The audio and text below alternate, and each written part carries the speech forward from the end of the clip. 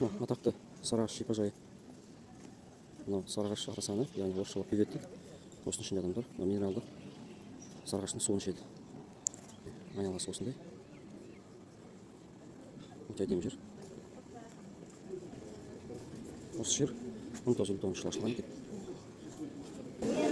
Еще мынандай 40 градус, 40 градус, 26 градус, 38 градус, әртүрлі градуста сулар бар осында. Адамдар су ішіп жатыр, су алып жатыр. Халық ішінде көп үшін толып отыр.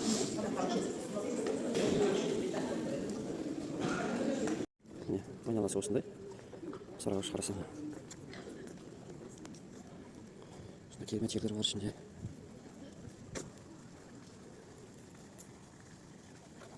Осында үлкен корпустар бар ішінде. 6 корпустан тұрады. Халық көп өте. Осындай Сарыағаш профсоюз санаторийінің ішінде осындай керемет жерлер бар. Мына арт жағы тоғай сияқты. Көп ағаш көп өте. Осында жап-жасыл.